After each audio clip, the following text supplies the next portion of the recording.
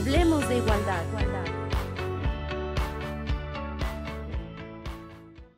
¿Cómo están todas ustedes, todos ustedes? Estamos en el programa Hablemos de Igualdad, desde el Instituto Estatal de las Mujeres.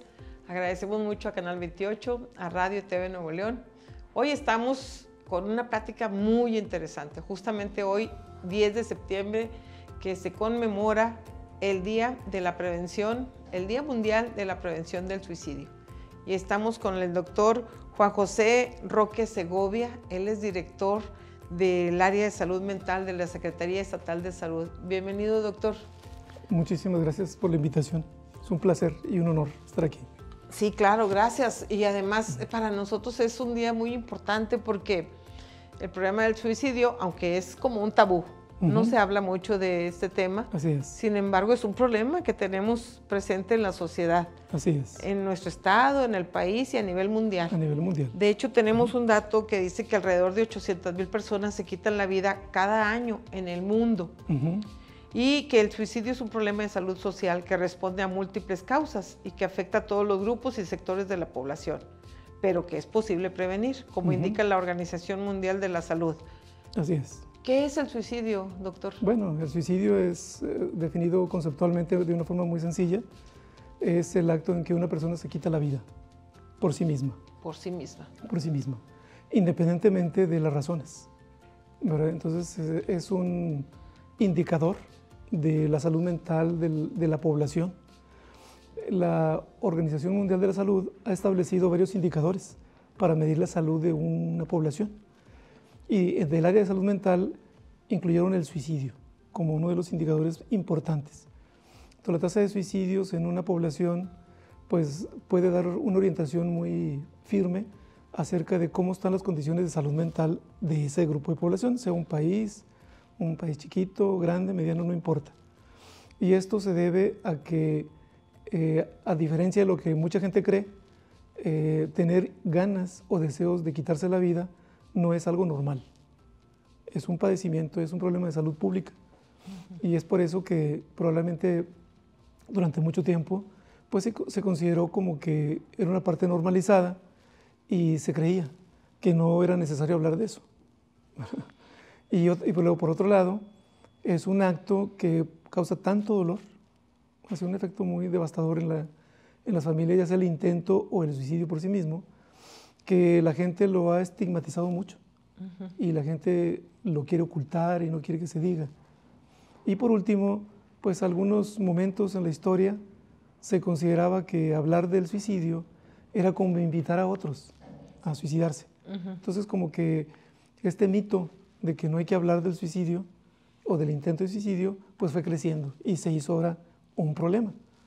Entonces en este día precisamente del Día Mundial, la orientación en este año es precisamente tratar de abatir ese mito, de tratar de quitar el estigma, de que todos hablemos, de que es muy importante la vida, ¿verdad? De que cada familiar, ya sea hijo, papá, mamá, vecino, quien sea, tenga la capacidad suficiente como para que pueda hablar del tema con la gente que anda en esos problemas en un momento determinado.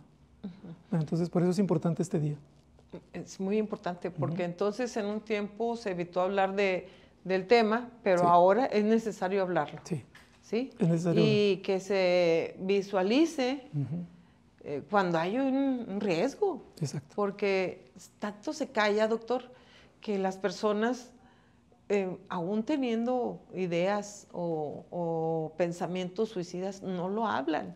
Y la gente que está alrededor de ellos, pues es difícil identificar. ¿Cómo se puede identificar a una persona cuando tiene ideas o pensamientos suicidas? Sí, bueno, hay varias formas porque desafortunadamente no hay algo que podríamos decir un perfil suicida, sino más bien hay un proceso suicida y ese es totalmente fuera de la conciencia a veces y la mayor parte de las ocasiones fuera de la vista de los individuos que rodean a la gente que lo está empezando a tener. ¿Fuera de la vista? ¿Cómo? Sí, por ejemplo, no hay algo que denote que alguien quiera suicidarse. Como por ejemplo ocurre con la gente que se sale de la realidad y está hablando sola, está ida o anda haciendo cosas inadvertidas, etcétera. Es decir, se nota que algo anda mal, ¿verdad? O como la gente intoxicada, la gente que anda muy tomada o que anda bajo los efectos de una droga, pues se le nota, se ve, Sí. ¿verdad? Bueno, en cuestión del suicidio no.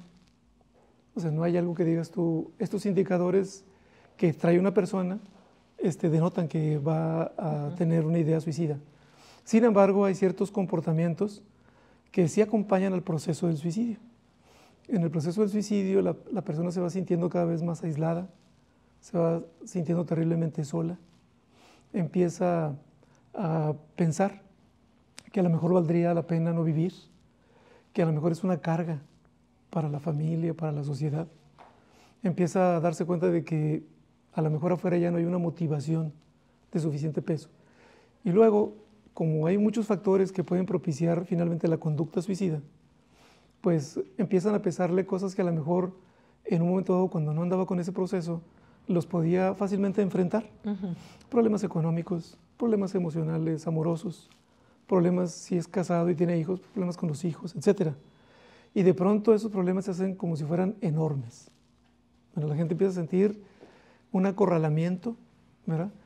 Y lo empieza a hablar, y lo empieza a decir, y empieza a decir que a lo mejor ya terminó su vida aquí en esta vida, en esta época, empieza a aislarse, a cambiar, o bien a ponerse muy irritada. Algunas ocasiones, algunas personas empiezan a fraguar una manera de cómo quitarse la vida. Se empiezan a interesar en el tema, o bien empiezan a acumular medicamentos en la casa, o empiezan a guardar una soga, un cordel o algo, o empiezan a tomar y bajo el efecto del alcohol a decir que de plano ya se van a quitar la vida, etc. Entonces, todas esas cosas son indicadores que no son muy objetivos, pero que los empiezan a manifestar, ¿verdad? Hasta que francamente ya empiezan a hablar del tema. Muchas ocasiones cuando empiezan a hablar del tema, la gente que lo rodea, pues quisiera que no hablara de ese tema, ¿verdad? Y lo evita, y lo le empiezan a detiene. decir, no, espérate, no hables eso, no estés diciendo esas cosas, tú ponte a pensar positivo, etcétera, sin darse cuenta de que lo que le están pidiendo a la persona es un imposible, porque ya hay un proceso dentro de su mente que probablemente tiene ya días o semanas. Pero o meses. cuando ellos empiezan a hablar el tema, están pidiendo ayuda. Están pidiendo ayuda. Están pidiendo ayuda. Sí. Entonces no debemos detenerlos o no debemos callar o pedir que se cambie el tema, sino que debemos escuchar. Exactamente. Y poner mucha atención, porque puede ser un indicador. De hecho, es a lo mejor la primera pista que da esa persona, porque generalmente cuando lo dicen las primeras veces es con gente a quien le tienen mucha confianza, que es otra de las características de la gente que se suicida. Muchas ocasiones se le preguntan a personas que lo rodeaban, se les pregunta si sabían y la mayor parte de la gente dice que no, excepto gente muy cercana. Entonces, esas personas muy cercanas son las que principalmente podrían hacer mucho, ¿verdad?, para no caer el tema y mejor dejar que la persona platique, explique, y luego ahora sí ya sobre eso poder sensibilizarla a que reciba ayuda, ¿verdad? Que esa es la parte del estigma, ¿verdad? Muchas veces las personas no piden ayuda porque consideran que ir con un psiquiatra o un psicólogo a lo mejor va a ser producto de una marca, ¿verdad? Y se aguantan. Entonces, muchas ocasiones, cuando alguien tiene contacto con una persona que anda así, la mejor manera es escucharlos y ya cuando llegue el momento, persuadirlos, ¿verdad? Persuadirlos a buscar a alguien que les pueda dar la ayuda y que les facilite el acceso a una alternativa mejor para solucionar los problemas que tienen. Abiertamente. Abiertamente. Abiertamente hay que hablar del tema, hay que abrirlo porque sí se dan muestras de otra parte en lo que se pueden ver estas muestras de cuando tienen algún pensamiento o idea suicida es que empiezan a regalar cosas. Bueno, esa es una de las manifestaciones, ¿verdad? Muchos empiezan a hacer algo así como una distribución de lo que van a heredar a las demás personas, o bien empiezan a dar muestras como si se anduvieran despidiendo, ¿verdad? O empiezan a hacer cosas inusuales en su manera de proceder, como si verdaderamente fueran a partir hacia algún lado. Otras ocasiones empiezan a regalar sus pertenencias o simple y sencillamente empiezan a disponer de las cosas cuando antes eran muy cuidadosos, ¿verdad? Y ya no hablan del futuro, suspenden totalmente cualquier tipo de meta que tenían a corto plazo y a largo plazo, o bien empiezan a tener momentos de aislamiento y a decirle a todo el mundo de que se las empiecen a arreglar sin él, ¿verdad? Que esa es una cosa que, repito, son muchas veces datos que solamente gente muy cercana puede diferenciar, ¿verdad? A lo mejor puede ser un vecino, puede ser un compañero de trabajo, puede ser un amigo, puede ser la novia, puede ser una hermana, un hermano, puede ser un hijo, puede ser la mamá, el papá. O sea, realmente no hay, repito, no hay un perfil, ¿verdad? Y eso hace más complicado el poder de pronto extenderle la ayuda a una persona así. Pero si todos nos sensibilizamos de que el tema del suicidio es un tema que tiene una importancia pública, es muy probable que entonces todos ahora sí le entremos a la acción, ¿verdad? Realmente la pasividad social es la que probablemente ha sido un factor también para que haya crecido el suicidio en un ambiente como el de nosotros, ¿verdad? Vamos a hablar, doctor, de cuánto ha crecido este porcentaje de suicidio en nuestra sociedad. ¿Le parece bien? Me parece bien. Vamos a una pausa y regresamos. No se vayan porque estamos hablando de un tema muy importante que es el suicidio con el doctor Juan José Roque.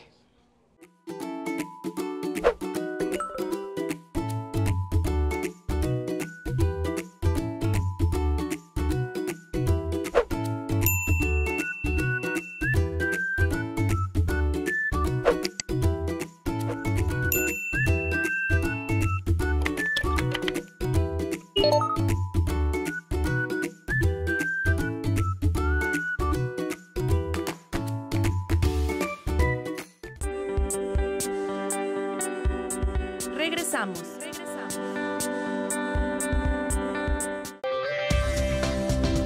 Continuamos.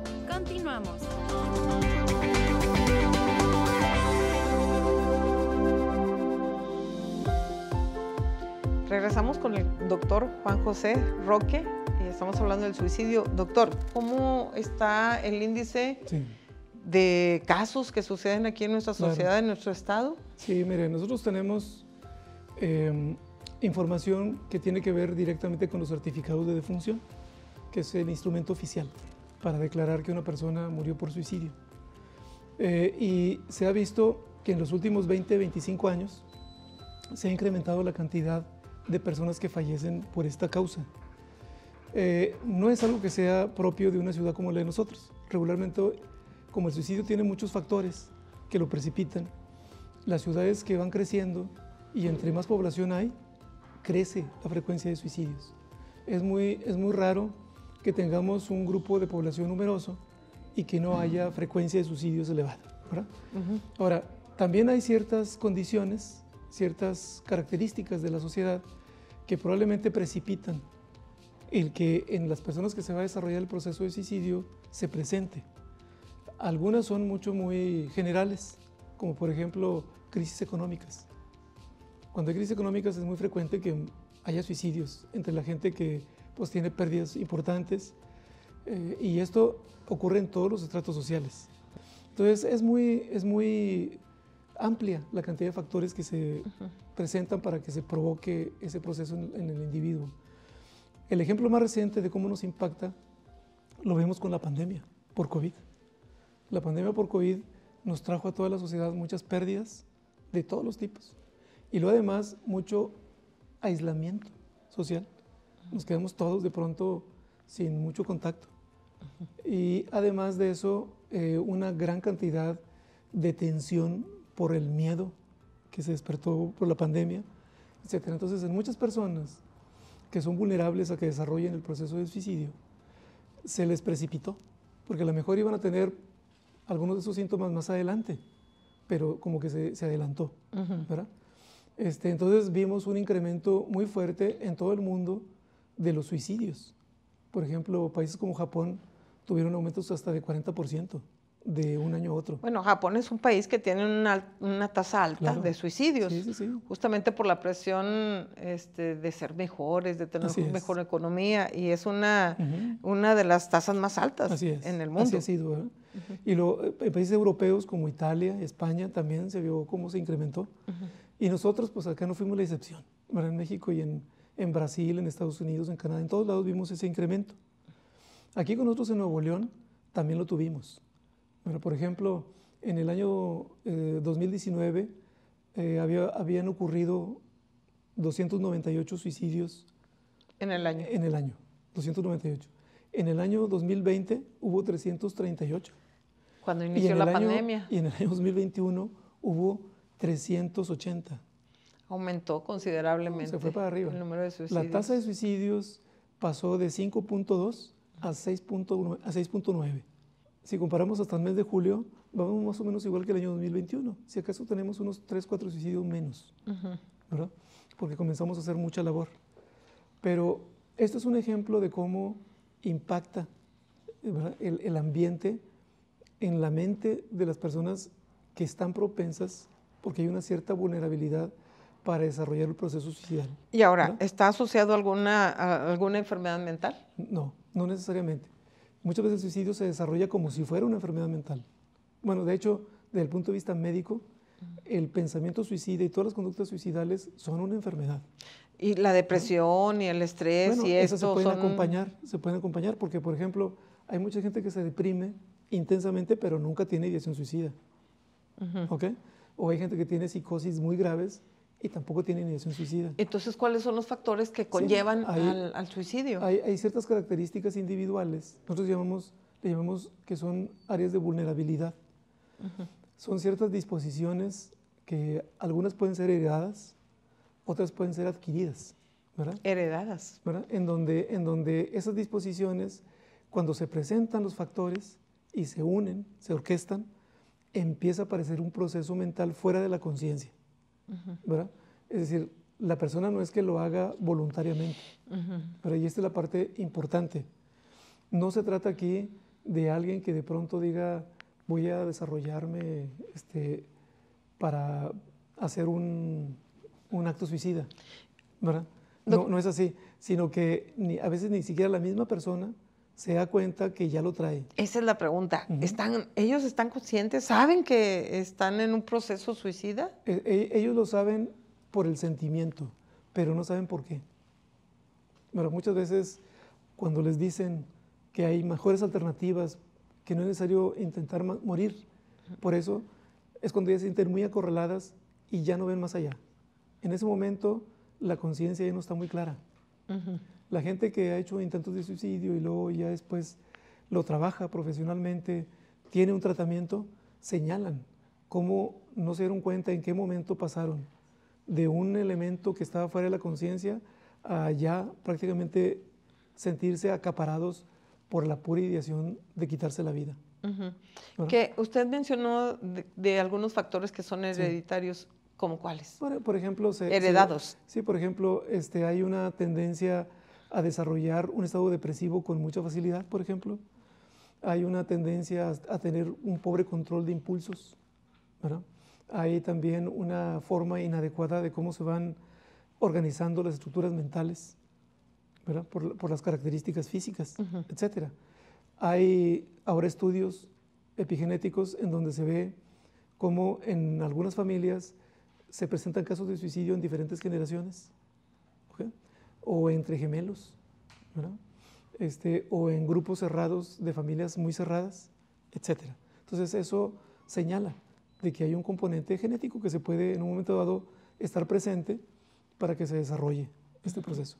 No se hereda como tal, ¿verdad? No se hereda como tal, pero sí una disposición es como el alcoholismo y como la tendencia al consumo de drogas o como lo que vemos en otras enfermedades físicas. Que son más proclives. Sí, por ejemplo, hay gente que tiene en sus familias mucha gente que es diabética, pero no quiere decir que todos tienen que ser diabéticos, sino que si esa persona no se cuida y le da duro a los azúcares y todo eso, puede despertar porque trae el gen. Sí. ¿Se explico? Sí, sí. Bueno, acá es algo muy parecido.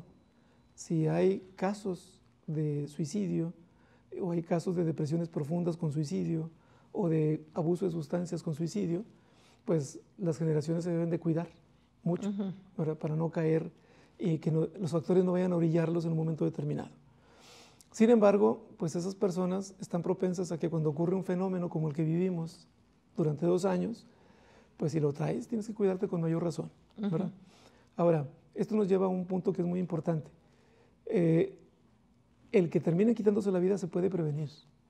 El suicidio es una muerte innecesaria, ¿verdad? Alguien me dijo una vez, oye, ¿cuáles son las muertes necesarias? Pues ya sé que ninguna. No, pues ninguna, ¿no? Pero esta muerte de la persona no la necesita, ¿sí explico? Sí. Por eso es innecesaria. Es decir, no resuelve absolutamente nada. Pero es que a lo mejor no tiene nada que resolver, Nada. es una No, situación... lo que pasa es que para la gente que está pensando en suicidarse, hay muchos problemas que no pueden resolver, ¿sí explico?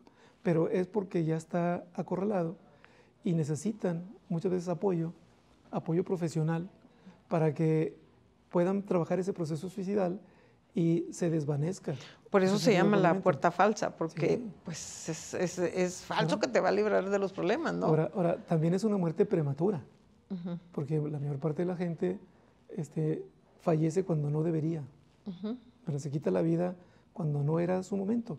Todos vamos a morir, ¿verdad? Pero no es quitándonos la vida como nos tenemos que morir, ¿verdad?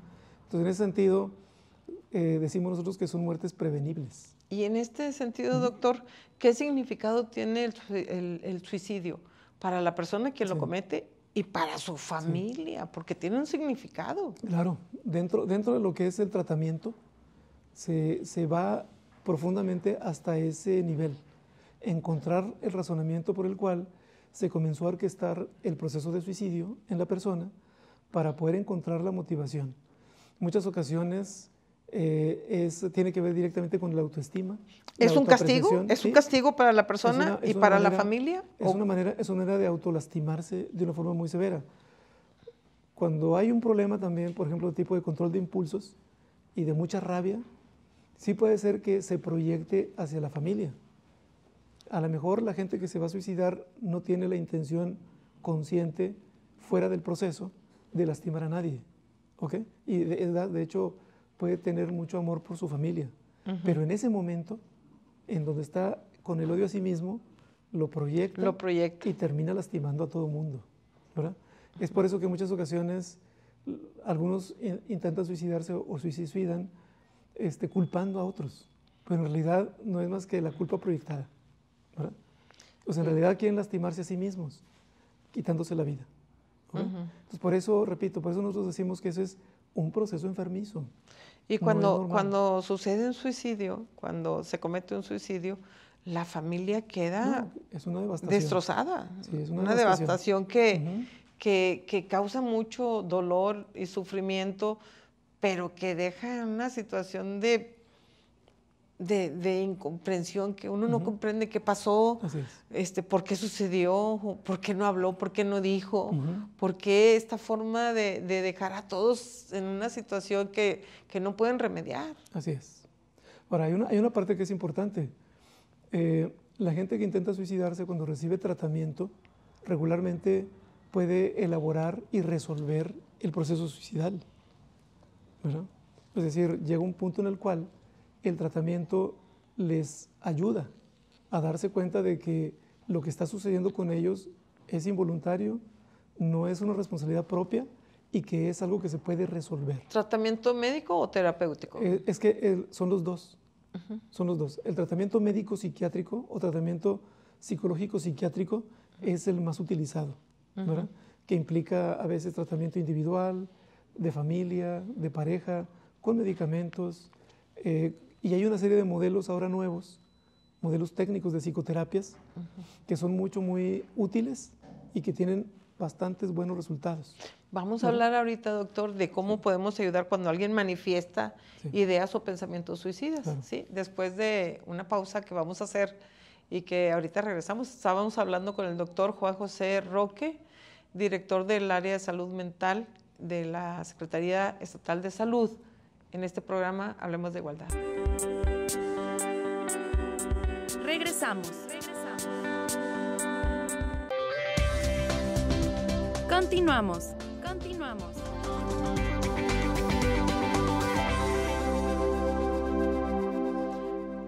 Gracias por regresar con nosotras. Estamos en el programa Hablemos de Igualdad con el doctor Juan José Roque, del área de salud mental de la Secretaría Estatal de Salud.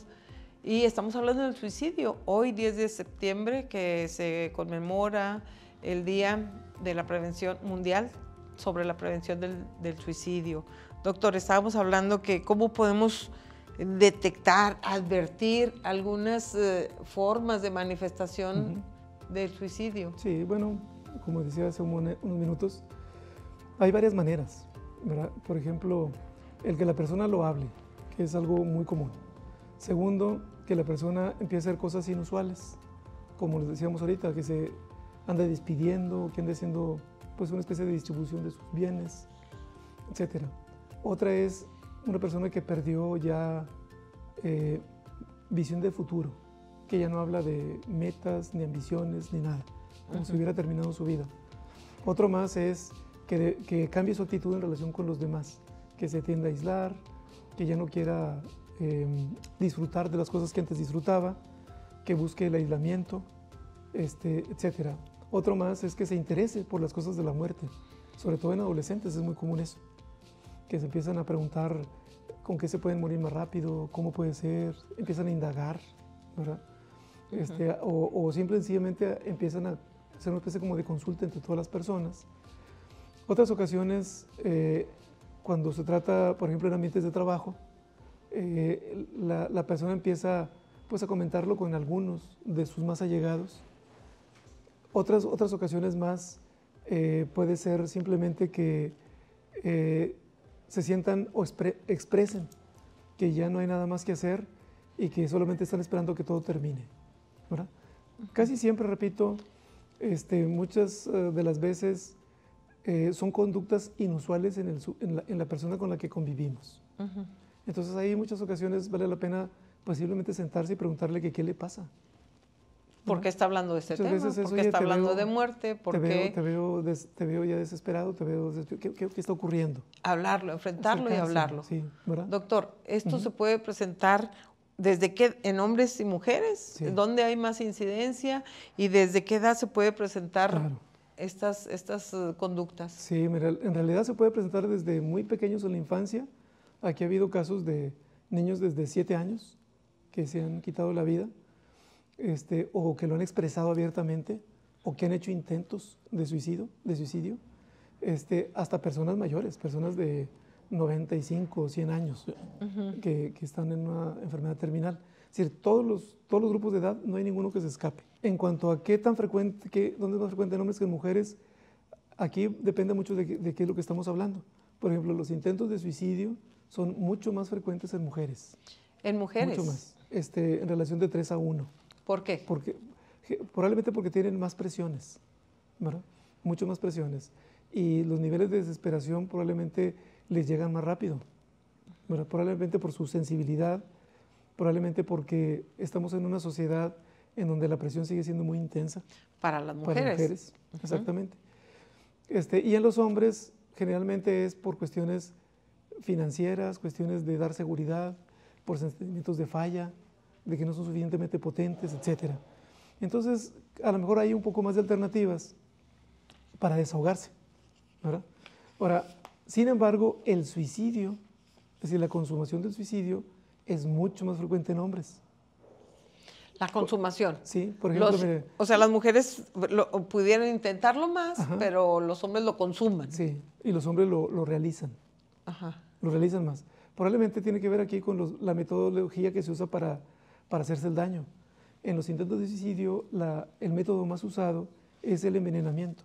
Exactamente. ¿Cuáles son las principales formas del suicidio? Con medicamentos. Y segundo lugar es lanzarse al vacío, ¿verdad? O bien lanzarse a un vehículo, o bien intentar colgarse. Son los casos más frecuentes de intentos de suicidio. Y la forma más frecuente de suicidio más letal es el ahorcamiento. Ahora, aquí viene una parte que es muy importante, que es la preventiva. Desafortunadamente, no somos una sociedad que de pronto tengamos eso en mente. Y las cosas que facilitan el suicidio, pues están muy a la mano, ¿verdad? ¿Cómo qué? Por ejemplo, hay medicamentos en la casa por todos lados, ¿verdad? no hay cuidado con tener las sogas, los cordeles y todo bajo resguardo como debería de ser. Donde hay armas a veces están muy accesibles. El disparo con arma de fuego es la tercera causa de suicidio. Entonces, la primera es el ahorcamiento. ¿La segunda? La segunda es el envenenamiento. Ajá. Y la tercera es el arma de fuego. Con arma de fuego. Sí. Ahora, y la cuarta es cortarse, ¿verdad? Hacerse lesiones en las muñecas o en alguna otra parte del cuerpo, ¿verdad? Ese es lo más letal. Y como intentos de suicidio, más frecuentemente es el envenenamiento. Ajá. Con medicamento. El cortarse las muñecas u otras partes del cuerpo, el lanzarse al vacío y el ahorcamiento. Hay una diferencia, doctor, por ejemplo, cuando es por envenenamiento o que toman medicamento, hay casos en los que realmente no se desea llegar al suicidio, sino que solamente están llamando la atención, están pidiendo ayuda. Bueno, siempre. En realidad, el intento de suicidio es un ayúdenme, necesito, ¿verdad? Estoy desesperado, estoy acorralado, ya no veo más soluciones. Es un intento, ¿verdad? Incluso la persona, en muchas ocasiones, el que intenta suicidarse, en muchas ocasiones deja pistas, ¿verdad? Como le decía ahorita, empiezan a juntar medicamentos o empiezan a preguntar, oye, si me tomo 20 de estas, ¿qué tan rápido me muero? Cosas de ese tipo. Okay. O traen un cordel y lo guardan en su habitación. Es decir, como que ya dan ciertos indicios. Ajá. Y ahí es donde yo le digo que desafortunadamente nuestra sociedad de pronto pareciera que facilita eso. Ajá. ¿Verdad? O que no le damos la importancia y no estamos al pendiente de los sentimientos y las emociones de la gente que está alrededor. Exactamente, ¿verdad? Y deberíamos de ser más cuidadosos. Y yo creo que todos vamos a tener que hacerlo tarde o temprano si queremos reducir este riesgo, ¿verdad? Otro evento es pues la persona que se alcoholiza mucho. Aquí con nosotros, en nuestra entidad, de la gente que se suicida, pues un poquito más de la mitad andaban bajo los efectos del alcohol cuando lo hicieron. Y es común, por ejemplo, pues una persona que no se siente bien, que tiene muchas dificultades, que se han dado medio despidiendo. Que tiene frustración. Y que el fin de semana dice, déjenme solo, y está tomando. Y la familia pues lo deja solo, y entonces ocurre el suceso. Entonces aquí, repito, se trata de que todos seamos suficientemente sensibles. Y una persona que se siente así, pues no hay que dejarla. No hay que dejarla. No hay que dejarla, ¿verdad? Así es. Entonces, yo creo que si todos participamos y actuamos, lo más seguro es que podamos anticiparnos a que la persona cumpla ese objetivo que está dentro de un contexto que es anormal. ¿Qué hacer, doctor, con una persona que ya intentó, que ya tuvo un intento, 2 intentos? ¿Qué hacer? Con mayor razón. Aquí ocurre, les decía ahorita también con mucha frecuencia, que el estigma pesa mucho para una familia. A la familia a veces le da mucha pena decir que alguien de su familia intentó suicidarse. La verdad es que debemos de perder eso. Debemos de perder debemos quitarnos ese estigma. Cuando alguien intenta suicidarse, lo ideal es que reciba de inmediato ayuda médico-psicológica. Eso es lo ideal. Nosotros siempre recomendamos que se acerquen a los servicios de urgencias, que es donde debe de ir, sobre todo si tiene lesiones. Si se lanzaron al vacío, si se cortaron, si tomaron alguna cosa letal, etc. Primeritito tiene que ir a un servicio de urgencias en cualquier hospital. Atenderse. Sí, primero. Y en el hospital generalmente les da la alternativa. A veces el caso es tan grave, es decir, el proceso de suicidio es tan intenso que esa persona no puede irse a su casa así. Necesita probablemente un proceso de internamiento de cuando menos 1, 2 semanas, 3 semanas, para que empiece un proceso de tratamiento. Ahora, otras ocasiones, cuando no hay un sitio donde internarlos, pero hay manera de atenderlos, se hace lo que se llama una vigilancia de 24 horas, un proceso en el cual la familia junto con el equipo médico hacen todo un rol para estarle dando contención a esa persona y darle la atención que necesita, porque lo dijo usted bien, las personas están diciendo necesito atención, pero no atención así de que denme mucho cariño. Aparte de eso necesito atención médica.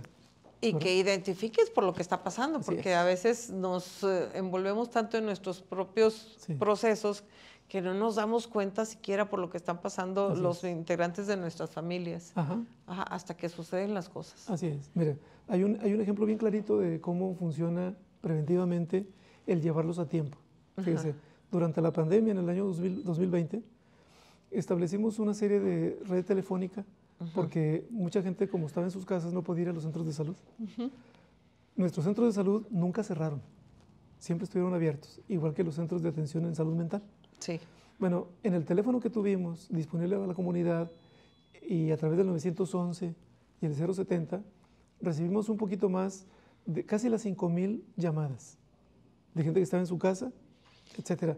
De esas, 570 eran personas que se estaban suicidando, habían hecho intentos de suicidio. Los atendimos y de esas no se suicidó ninguna. No tuvimos ningún suicidio de esas personas que llamaron y que fueron atendidas. Sin embargo, ese año hubo más suicidios que el año anterior. Quiere decir que muchas personas que no tuvieron acceso a buscar ayuda profesional terminaron cometiendo el suicidio. Por eso decimos nosotros, es muy importante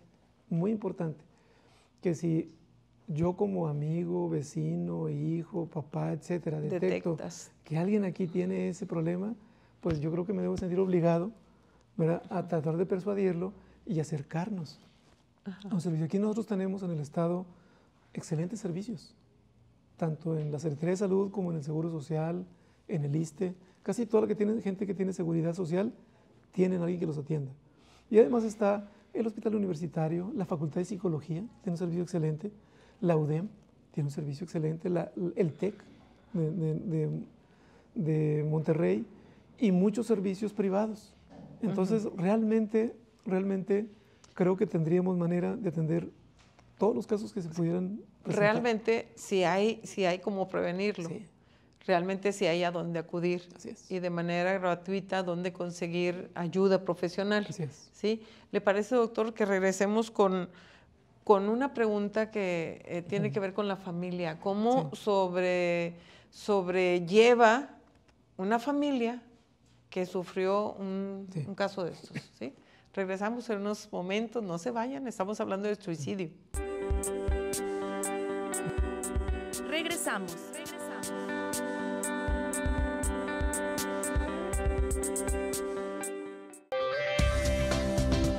Continuamos.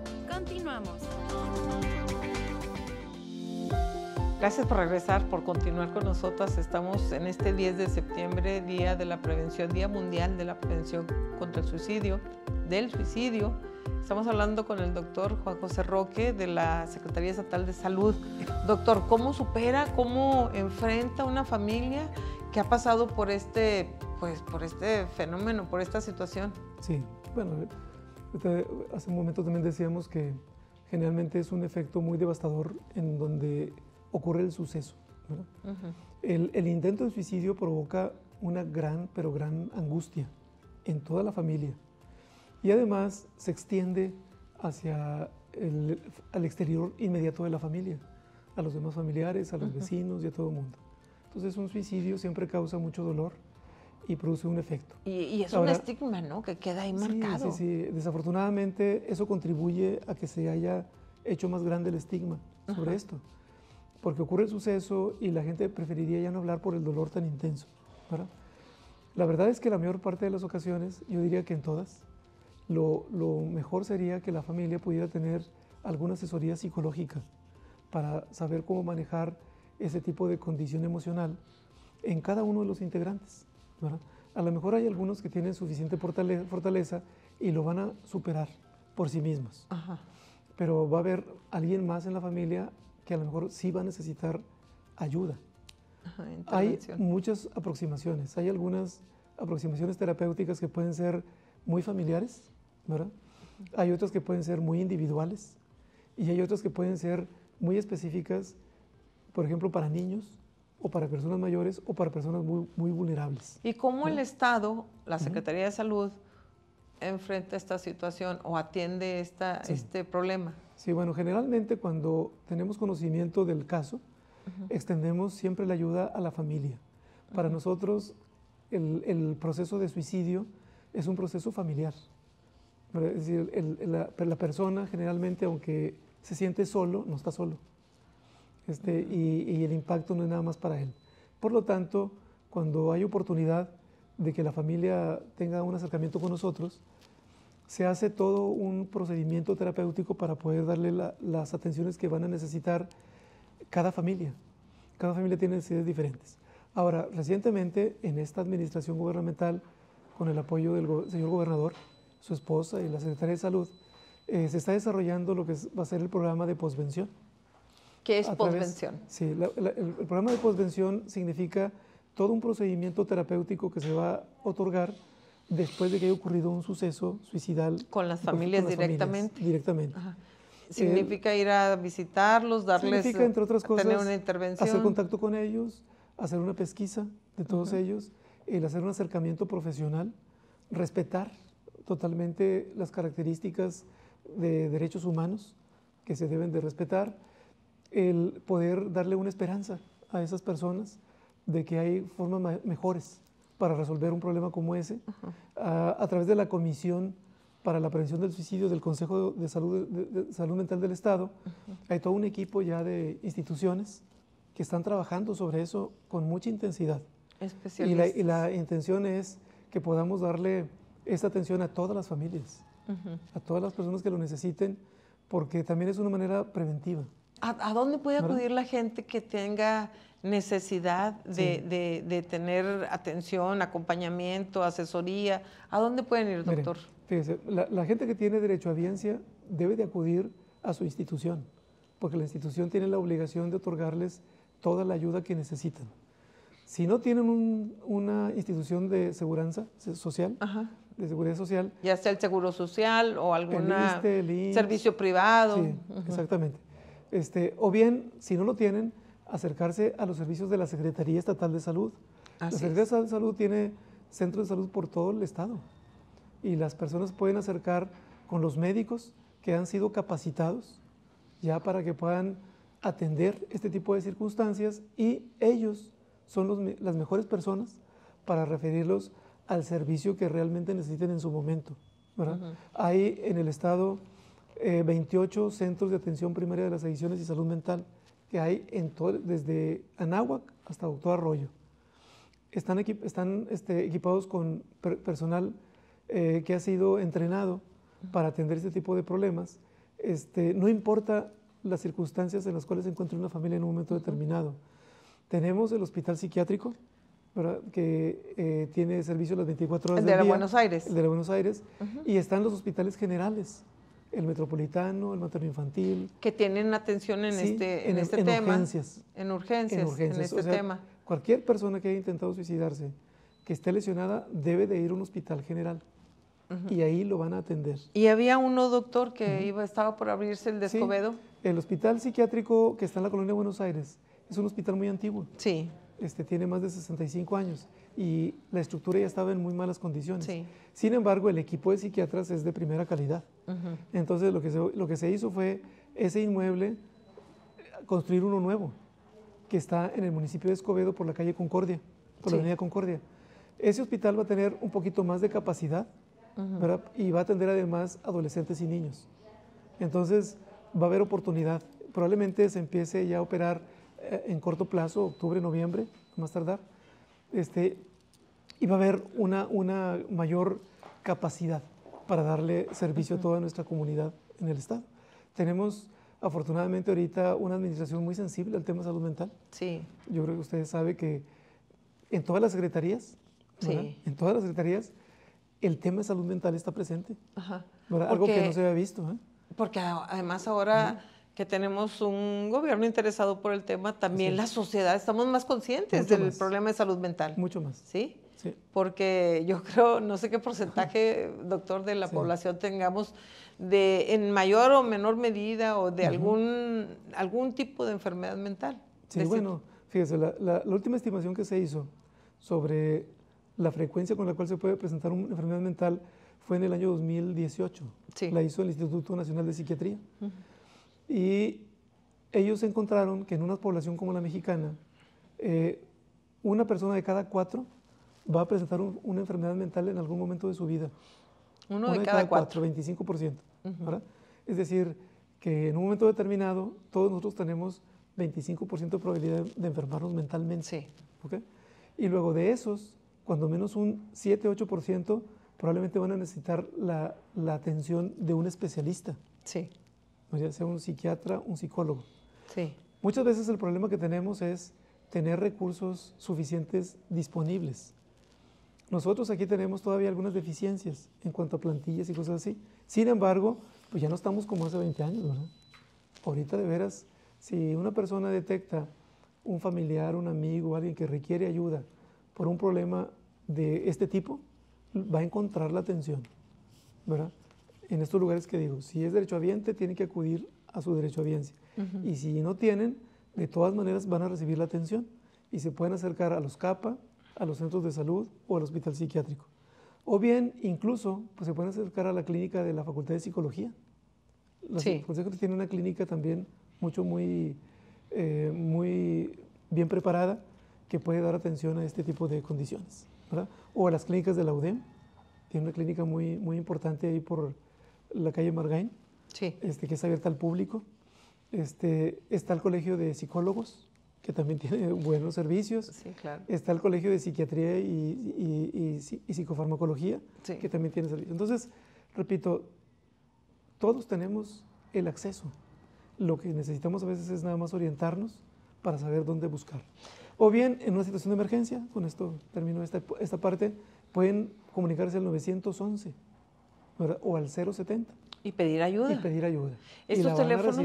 Estos teléfonos son de emergencia, el 911 es de emergencia, el 070 es para consulta, acompañamiento, pero en ambos, aunque llaman al 070, si es una situación de emergencia, la transfieren al 911, que es el número único de emergencia, y van a recibir ayuda inmediata. En este momento, el sistema de salud del Estado están muy atentos a estos problemas de salud mental. Muy atentos. Muy atentos y preocupados, pero ocupados, ¿verdad? Y tenemos capacidad, doctor, para atender a la población. Capacidad.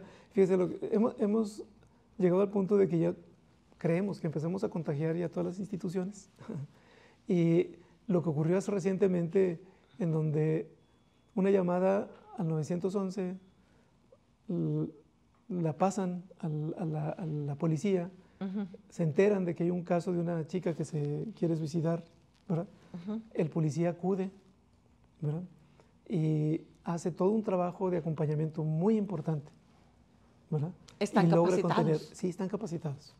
Yo le pediría a la gente que confíen. ¿Y logró persuadir a la persona? Sí, de hecho la persona ya está recibiendo su atención y realmente el policía pues hizo un trabajo como debe de hacerse, como decimos nosotros, que todos podemos alcanzar a hacerlo. Sí. Todos. Si nos atrevemos a pensar de que el suicidio es algo que se puede prevenir, que no es necesario que suceda, demostrarle a la gente que tiene este tipo de sentimiento que hay pero muchísimas alternativas, aun cuando ellos se sientan que están en el momento más oscuro, ¿verdad? Nada más que para eso tenemos que acercarlos, tenemos que estar ahí con ellos, ¿verdad? Pues muchísimas gracias, doctor, por hablar con nosotros de este tema que hasta el momento había sido tabú, pero hoy es esta fecha tan importante, el 10 de septiembre, para la prevención del suicidio.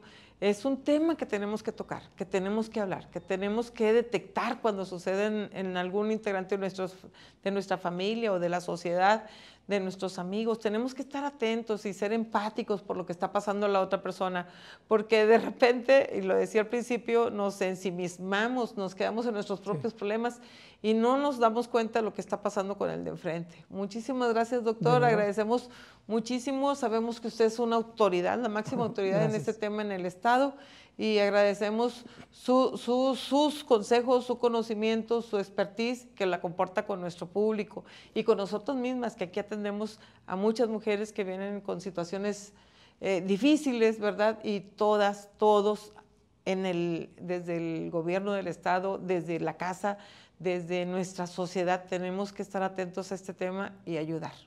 Muchísimas gracias por estar con nosotros. Gracias por acompañarnos en este tema, el 10 de septiembre, Día Mundial de la Prevención del Suicidio. Y hoy tuvimos el gusto de recibir al doctor Juan José Roque con este tema del suicidio. Gracias por acompañarnos.